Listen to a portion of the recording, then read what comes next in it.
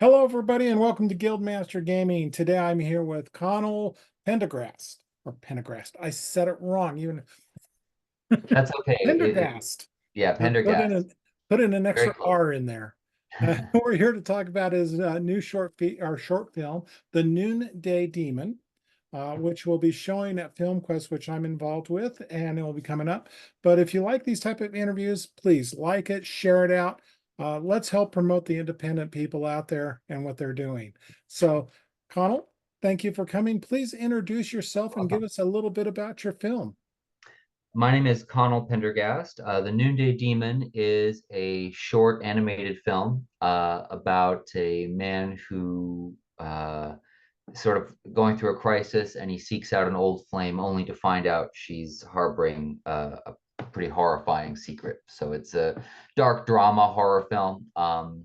And it's playing at Film Quest, which I'm very, very happy about. Okay, so we'll kind of start off with this. What was your inspiration for doing this storyline of I don't want to give anything away, so I'm trying to be careful of how to do it, but the storyline of this guy in trouble and seeking out his past. Well, part of it was that I respond a lot to the like 70s sort of Satan movies. I was thinking about that while I read a book called The Case Against Satan by Ray Russell, which is sort of similar to The Exorcist. It was written beforehand, but in it, it's a bit ambiguous about the like the supernatural element, I guess. And it got me thinking about these kinds of stories, and I thought that even though personally I'm not religious, I don't believe that there probably is a Satan, I still find those films kind of captivating and scary. And it got me thinking, I guess, about how under certain circumstances believing in something can make it horrifying anyway, whether or not the thing is real. If you believe in it enough to do something dangerous or act in a certain way, that in itself can be horrifying outside of the reality of the thing itself. Um, and then a friend of mine was discussing the concept of the noonday demon, which is, it's not a thing I made up. It's explained in the film, but it's like a condition that apparently beset early Christian monks when they would move out to the desert. They'd have sort of a yearning for their former life. And I thought, boy, that would make a great title. and it sort of plugged in thematically, I think, with what I was kind of thinking, this idea of like a yearning for something else that's idealized, that becomes so strong it's destructive. Like you just destroy what's around you because you're so focused on this wonderful thing you may or may not have had in the past, which I found kind of horrifying. So that was part of what I wanted to explore in the film. I think that's also really handled well. Along with that, it seems like it's got a little bit of the flip side of not his story, but his old flame story and her past demons and how that builds up also. Is Mhm. that an intentional storyline you are going for, another arc? Yes, yeah. I mean, it's hard to talk about it without giving the entire thing away because it is a short film.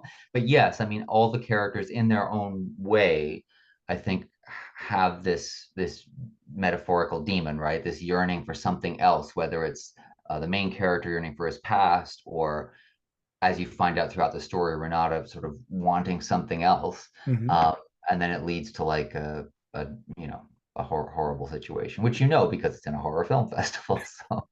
Yeah. So, kind of going along those lines, you chose to do it in animation. Is that because you are an animator?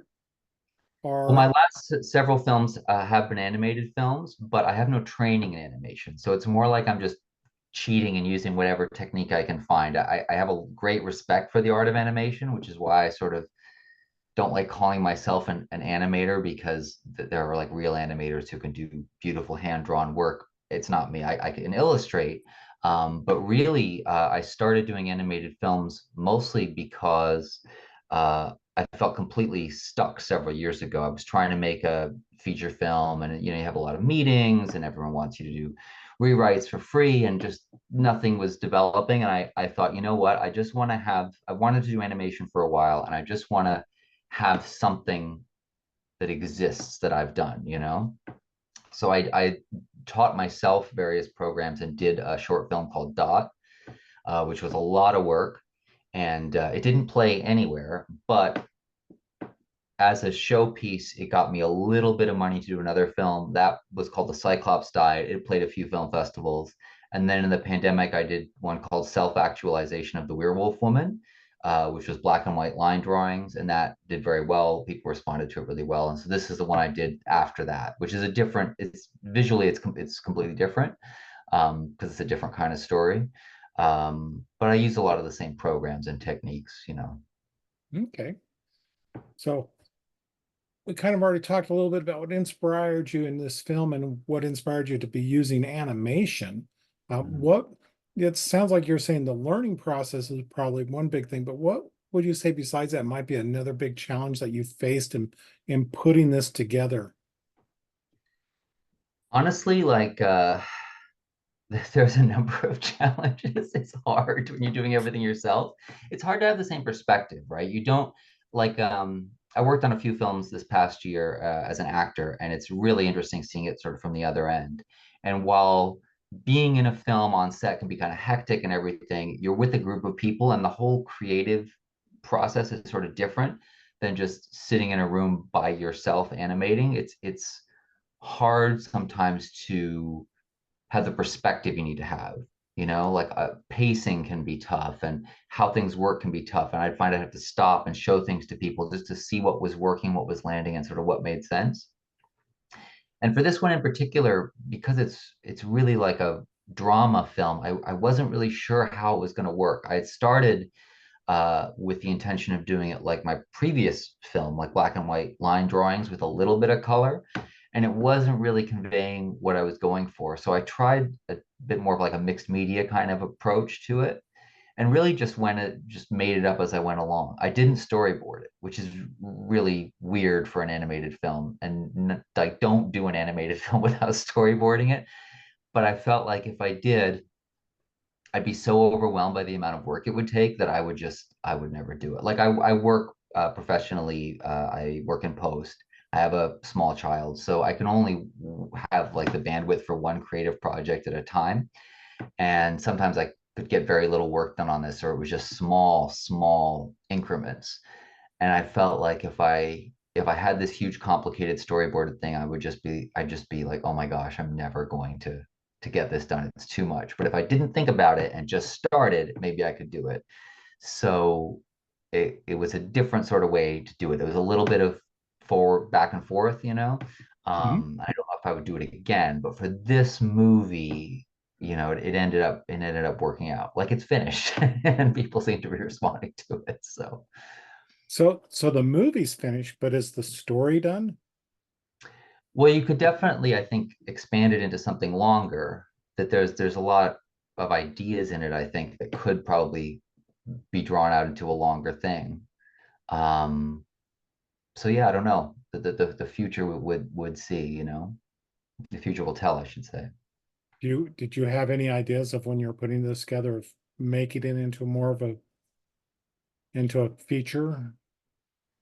You know, I originally conceived of the idea as a feature when it was a bit different. And then I made it into to this.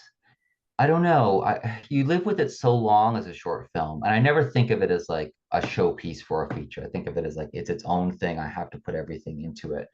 So I don't know. I mean, it's just playing at festivals now. People seem to be responding to it well, so I'd be open to it. But since doing it, I've written a different feature, which I is probably going to be my next piece. But yeah, I mean, I would return to it. It's just intense too. That it's emotional. It's a lot of work, and so you're sort of deep into it, and then you finish it, and it's sort of like it'd be a process to get one's head back into it again, you know. Yeah, the reason why I asked that is there's a nice hanging piece at the end Mhm. where it leaves the audience to decide what the final fate is, which I thought was kind of fun. I was just wondering if you had kind of worked that out already. But kind of like you're saying, it's being well received. Um, whereabouts are you in your festival run? Well, the first festival played at, I think, was Fantastic Fest. And then it's so I guess that was like maybe a month ago, I guess. So it's sort of right now is the busy time. So right now is when it's sort of I guess I'm sort of in the midpoint of the festival run because all the horror festivals are now. So it's playing at a lot of places, and which is great. I'm really glad that it's, you know, that it's doing that. So it's great. So I suppose midway through, I mean, there's a whole bunch coming up in October, and then beyond that, we'll see. Okay. Do you have any plans for this particular piece? I mean, have you had anybody talk about distribution? Are you looking at doing something on your own? Well, it's a supplement on a Blu-ray of an older film I did. So when I was a teenager, I made a movie called Flesh Freaks, which is like a feature-length, super low-budget zombie film. And Saturn's Core, which is an imprint of Vinegar Syndrome, put out the Blu-ray at the beginning of September. And Noonday Demon is a supplement on the Blu-ray. It's also got several of my other films are on there as well. Wow, so it's a big, great place if to someone could showcase or see a showcase of your work up to this point. Yes, yeah, yeah. I mean, it was great that they did it at all. I was really surprised because I mean, it's got Flesh Freaks and another film, Kill Them and Eat Them, which I did when I was a teenager and then like 20, on mini DV, like super low budget. And there had been a previous Blu-ray release from like a boutique label called Gold Ninja Video. And so I sort of thought, well, these have had their run, and the master tapes had actually been damaged in a flood in a basement in an apartment I lived in years ago. So I was gonna throw it all away. I was like, well, they've had their release, whatever. I'm gonna toss this box, make some room.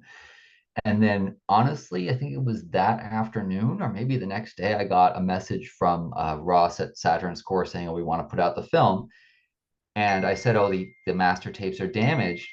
Sorry, I thought the notifications were off. And he said, oh, send them anyway.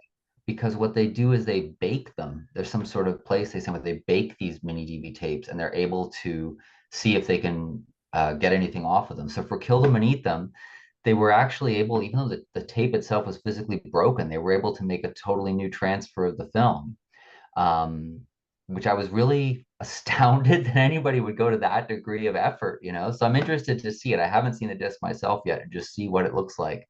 Because even though the films were super low budget, when they were put out on DVD, it was with like year 2000 DVD encoding technology. So to me, I remember like them looking worse, you know.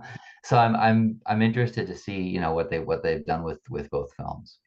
I think it's kind of a fun thing to say with a horror film and a horror person like this, that they were able to raise these from the dead. Yes, yes, and very suitable because Flesh Freaks is a zombie movie. Yeah. So, okay. So it sounds like you got a market already moving out for those, which is really kind of nice. So, we'll first start looking forward and then we'll go kind of on a backward swing. But looking forward, you know, what projects do you have ahead of you that you can share? Well, the next one I want to do is a live action feature that would be micro budget called Indoctrination in the Vault of Fire. Um, I had a great time like acting in a couple films this year. And sorry, it's gotten really dark in my room. I'm gonna turn the light on. But I worked on a film called Daughters of Dunwich, which was a lot of fun, and a film called Massacre at Femur Creek. I had a great time, and seeing what they could do on a low budget like really inspired me. So that's what I want to do next. I have the screenplay and everything, so that'll be my next project to get into. Okay. So if looking forward, let's say you had the opportunity to work on a dream project, Mhm. anything that you wanted to do, what would your dream project be? Oh, that's a really interesting question. I always sort of think about just the next thing because I always feel like, well, you never know if you'll ever be able to make anything else. So put everything you've got into everything you do. So right now, I'm just really focused on Indoctrination in the Vault of Fire.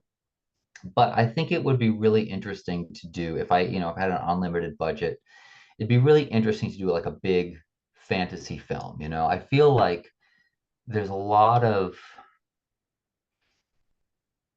potential in doing sort of unusual and sort of weird things now that effects maybe aren't as expensive or as complex as they once were, and do something sort of more offbeat and weird in this sort of sword and sorcery kind of vein. I feel like I haven't seen that in a while, and I think that'd be really fun to play with. I mean, I really enjoy even like Peplum movies like Hercules in the Haunted World or Must She Stay in Hell, you know.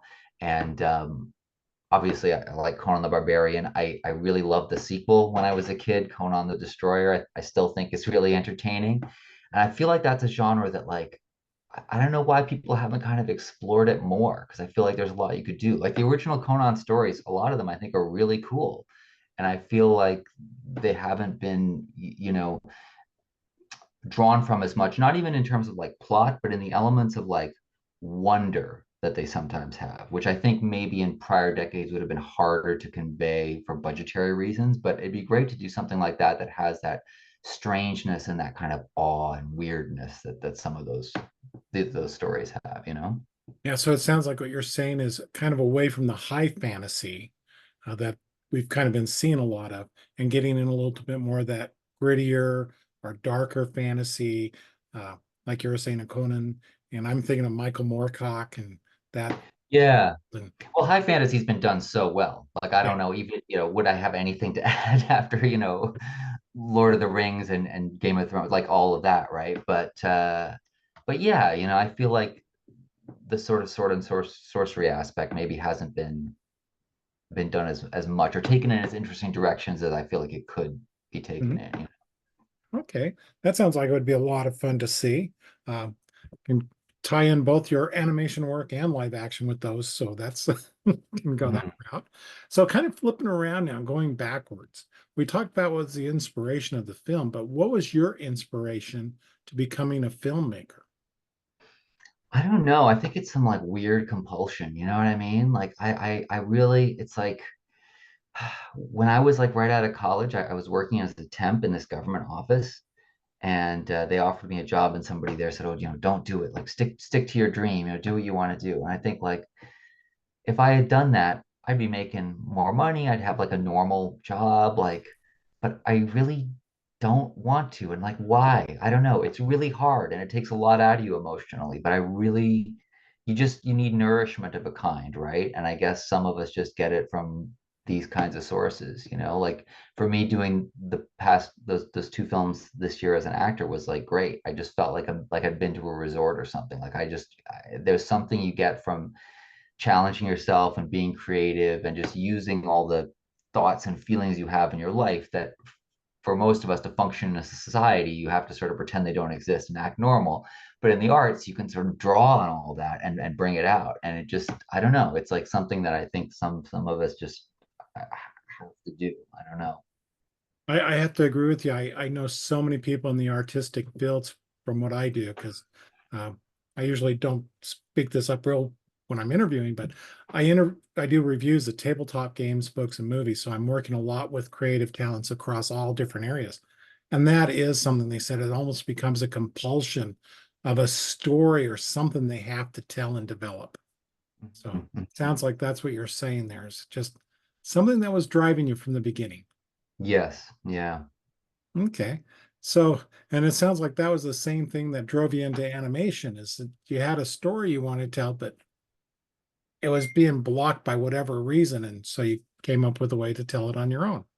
Yeah. Yeah. And it's different, right? It's a different process. Like even Noonday Demon felt a bit more like visually making a collage from like magazines or something like a found image thing versus like drawing something from the ground up. You sort of draw on a different sort of feeling. Like the fun thing about drawing is sometimes you don't have to think about it at all. You can just start and illustrate, right? But with a film, generally you can't. You have to plan everything out. So it's different, right? It's a different challenge. Hmm.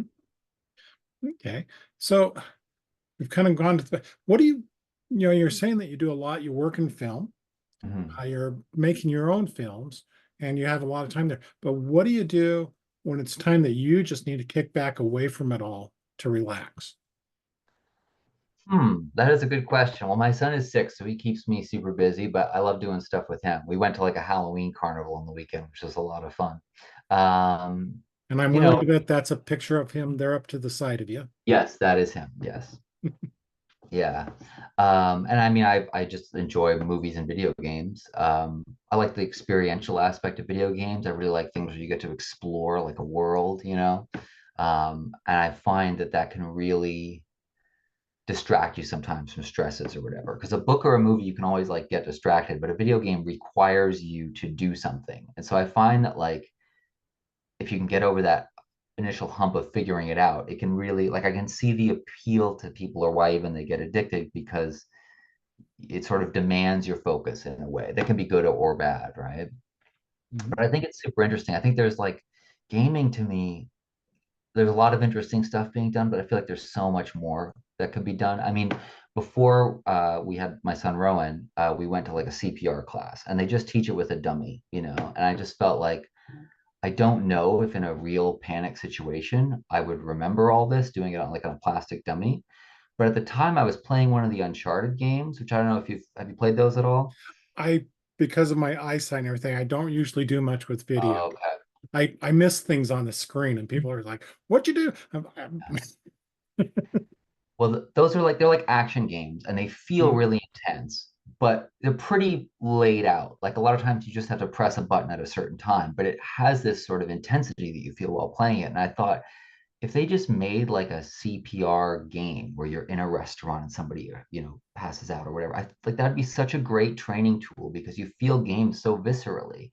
But whenever I've mentioned that kind of idea to people in the gaming sphere, they always say, "Oh yeah, you can do those education games. Like that's something on the side that doesn't have to be good." And I feel like no, like for driving practice for teens who don't have a car, wouldn't, or even if you do, wouldn't it be good to practice in addition to real driving, like scenarios in a realistic game that you could have on your PlayStation or whatever? And like, yeah, like training for those kind of things because like CPR or whatever, because it can seem so visceral that I think you process it a bit differently. And I feel like there's a lot of usefulness there for like training that we're not tapping into.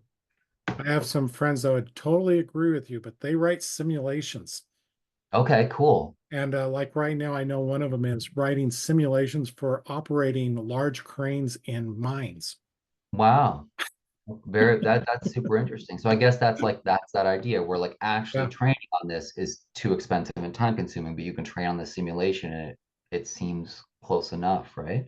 Yep. That way they can get the feel of what they're expecting of how it should work and see. So I think you've got a great idea there.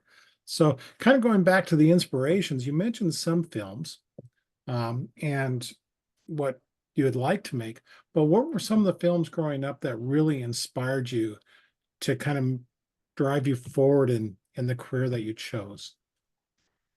Well, I remember really being interested in movies, especially when I was really small, because my parents are archaeologists and we lived like out in the jungle in Belize for many years.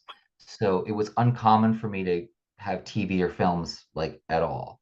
So I remember when I was 5, I was begging and begging for a TV, and we got this little black and white TV in Belmo Pond, Belize. But the way the cable was hooked up was you all like every TV just watched whatever channel the guy whose cable it was had. You couldn't do it the other way. So some days there'd be cartoons on like Space Ghost and stuff, and some days there weren't. It was just whatever the other guy was watching, you watched. And I just remember being like riveted. And then when my brother and I got a little older and we were in Canada more, I just was so into films and TV like almost to the point where like if there was a kid show on, I kind of thought you had to watch it, and other kids wouldn't care because like, they've been exposed to it their whole lives. So to me, it was like, how are you missing this? Like what? You know, this is a Lost in Space episode I've never seen. What? There's apes in it. Like I would just be riveted by it, you know. And my grandmother and aunt uh, had cable and they would watch AMC all the time. And I remember that being a thing. Like it was back then, it was all black and white movies, no commercials all day long. And when I was over their place, it would just be those.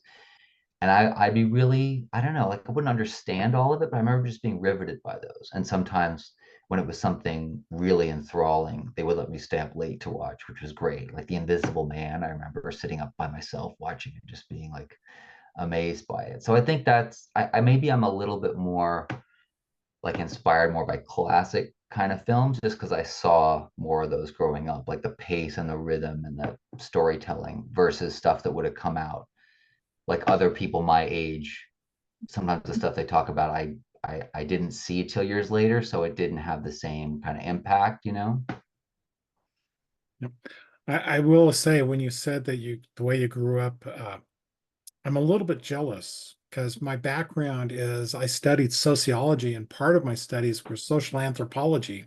Okay, wow. And I have done a lot of research on my own about the Mayan and the Inca and everything. If you're down in Belize, I'm going, oh, I would have, that would have been an amazing place to be. Um, and I bet that probably has a lot of influence, like you're saying, on what you're kind of looking at and how things are put together. Yeah, So you appreciate it more when you're older because as a kid you just want to be like every other kid, you know? You're like, oh, why am I weird, you know? But now I appreciate more. that's great. So we're hitting about a half hour into this. So I'm gonna ask a couple of questions, but I'm gonna throw one out early so you give you a chance to think about it. If there's any last statement, any comments you'd like to make, or call outs or anything like that. But first of all, let me go back to, let's say you have someone come up to you and say, I want to be a filmmaker. Mhm. What advice would you give them? You know, I wouldn't know because like technology is changing stuff so much so quickly. I think if I've gathered anything, it would just be like the most important thing in what you can do is just sincerity. Like do something you really care about where you're a little or a lot embarrassed to show it because it's that personal to you. There has to be that kind of element or like why even bother because it's probably going to be really hard and it's probably going to be harder than you think it is, and so do something you really really care about and is, allow yourself to be vulnerable in it, and then everything else, I mean, who knows, is it going to be successful or not, like who knows. Next year or sooner you might be able to describe a film and have AI make it for you, like who knows, right? I hope not. Yeah. I'm, yeah. So then where can we find you? If somebody wanted to be able to follow you on social media or that, where would be the best places kind of looking how would they find you? Well, I've got a website, conall.ca, so CONALL.ca, and that's got links to my Instagram, which is where I post most of my stuff. And if anyone's interested in the Flesh Freaks Blu-ray, it's available at vinegarsyndrome.com. There were 1,000 limited edition copies with the slipcover, and there's like 20 left. So if you want one, dive in now because they're disappearing fast. That's good news. Okay, so as we wrap it up, is there any final things you'd like to call out or No, I think you've been really thorough. well, thank you. Yeah. Okay, so we'll just go ahead and wrap it up. Thanks everybody for Okay. joining us. You can find Connell on, like you were saying, at connell.ca. And you can then link out from there to his other areas. And we'll be looking forward to seeing your film again at FilmQuest. Just out of curiosity, are you going to be able to make it down for FilmQuest or? No, I regretfully I'm not. I'd really love to. But yeah, I can't, like, financially our exchange, like I'm in Canada and Yep. the exchange rate is terrible for us. I can't. Yeah, so I'm not really going to any of the film festivals, unfortunately. I went to one that was very close by, but other than that, I'm very regretfully am missing what I'm sure is going to be an awesome event in Film Quest. Yeah. Well, hopefully we can find a time where you get another film in and get you to come on down. Hope so. Okay, so thanks everybody for watching. Like I said, if you like this, please like it and share it, subscribe, help us out that way, and support the independent filmmakers. Uh, it's really, it's so much fun to see what's being created out there outside of the major studios because it is a great field of entertainment. Thank you again. You're welcome.